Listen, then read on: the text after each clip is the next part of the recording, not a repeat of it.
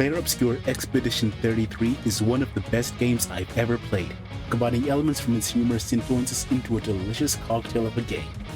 It's got the turn-based combat of JRPGs, the camera work and UI of Persona 5, the parries of Sekiro, the stunning boss presentation of Elden Ring, and so much more. That's not me comparing it to the games I've played. The devs have been very open about what their inspirations were, and the game proudly wears those inspirations on its sleeve to deliver a combat system that always feels fun. Like every great RPG, the build system offers great flexibility to build your team however you like and play to their greatest strengths, from dealing atomic levels of damage to gunning down foes with a blistering barrage of bullets. The Picto and Lumina system seems overwhelming at first, but it's very easy to understand and get used to. You can swap out Pictos based on whether you need more points, or the stat bonuses they provide like speed or crit rate, and the rest can go into direct effects from Luminas. You can even get effects that lean more on dodges and parries to reward skilled play. And on that note, one of the easiest ways to make a game fun is to add a parry mechanic that feels fun to execute. It's like the perfect risk-reward system when handled well, and Clair Obscur does just that.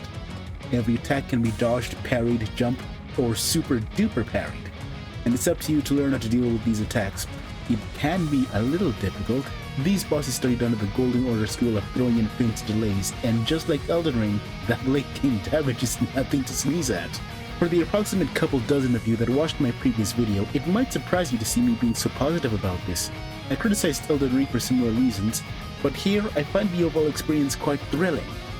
And that's largely a difference in feedback and the game being turn-based. I don't have to wish for opportunities to attack, and it's a lot easier to intuit how to respond to an attack. The euphoric catharsis of seeing Expedition 33 perform as a counter overrides any frustration I felt getting crushed by these bosses. It's that good. I'm also amazed that it's doable at all. You'd think this would overfill a player's cognitive load, but here we are playing painted DDR like it's no big deal. I've spoken a lot about how the game plays, but what's it about? In this fantastical world, a mysterious otherworldly figure known as the Painter scrolls a number on her monolith, and everyone older than that number is erased on the day of Gamage each year. The city of Lumiere has spent years sending out groups of expeditioners to try and defeat the Painters and stop the Gamages, but none so far have been successful over 67 years. And so we begin the game as Gustav on the day he sets sail as part of the titular Expedition 33. Gustav brings with him a few boons: a skilled team of allies, a wealth of knowledge in past expedition, his adoptive teenage sister who decided it was better to risk her life fighting giant dead monsters out in the continent, and the handy Lumina converter he invented to give the gang a leg up. With such a strong lineup of expeditioners and a great sense of adventure behind them, what could go wrong? Fall back!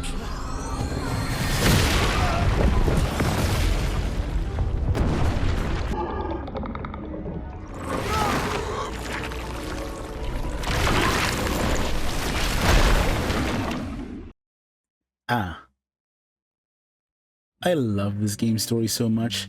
I've always had a taste for the kind of melancholic stories that tackle heavier themes like existentialism and the meaning of living, like Nier Automata or Xenoblade Chronicles 3, and Edition 33 is a welcome expedition.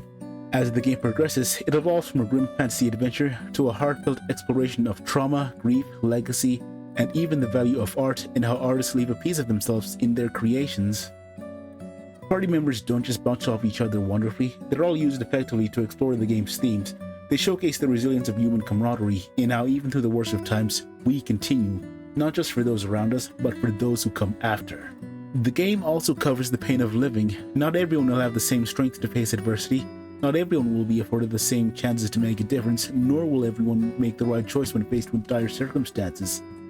This world they're born into is just unfair like that. I have no other words to describe the story other than brilliant, beautiful, and boundlessly compelling.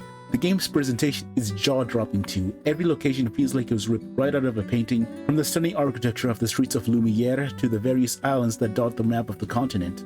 I loved metaphor, but my main criticism of it is that the dungeons aren't as visually interesting as the ones found in Persona. Every so often you'll come across some stunning environment that your engineer and pilot Nura sketches to give to Maria, who's stuck in her hometown. These were nice, but I wish they influenced the dungeon's visual design more. I'm happy to say that Expedition 33 improves on this aspect by having entire areas around the game's world act as dungeons.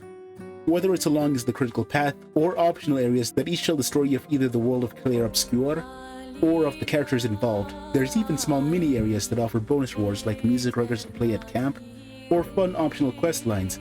The quests also have good variety beyond having fetch quests or kill X amount of monsters, which is nice to see in such a large game. Now the music. Oh, how we've been spoiled by RPG music lately. Xenoblade Chronicles 3, Metaphor Fantasio, and now Clair Obscur Expedition 33. Words cannot describe the majesty behind the game's soundtrack, from the haunting beauty of the overall themes to the breathtaking scores of the battle music. Like, just listen.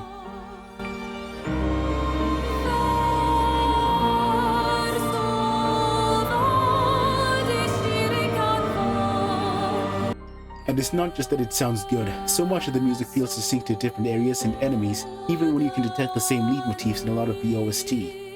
What's cooler is how the lyrics tell the tragic tale of the game's lore and the motivations of the characters. Now, the game isn't without flaws. Sometimes it's a struggle to find the way forward, even with the lampposts signposting the critical path. It's very easy to get lost and backtrack by accident. I also think late game exploration would be helped a lot, either by the inclusion of a mini-map, or for the regular map to just have larger and clearer icons for each area, because a lot of them are represented by similar looking islands and can sometimes just be very easy to miss. I would have beaten the game without ever learning about the Flying Manor if I didn't stumble into it by accident. Or maybe that's just part of the experience and I should just get better at navigation. There's also the Gestral Beach minigames, which can feel more frustrating than fun. The game was not built for platforming in mind, and then they'll throw an entire only up level at you. Mind you, I ultimately enjoyed that one and the volleyball, but the others left me frustrated, even if they were done with quickly. Also, shout out to that one expeditioner who abandoned her team to play the wall climbing game and got skill issued by it for several months until she was gamaged. A minigame that took me 5 minutes. All in all, this game is an absolute must-play for anyone who enjoys turn-based RPGs. It takes many great elements from many great games and cooks them into a delightful meal that will leave you satisfied for months, maybe even years to come, with its deep combat system, fascinating lore, and thought-provoking themes.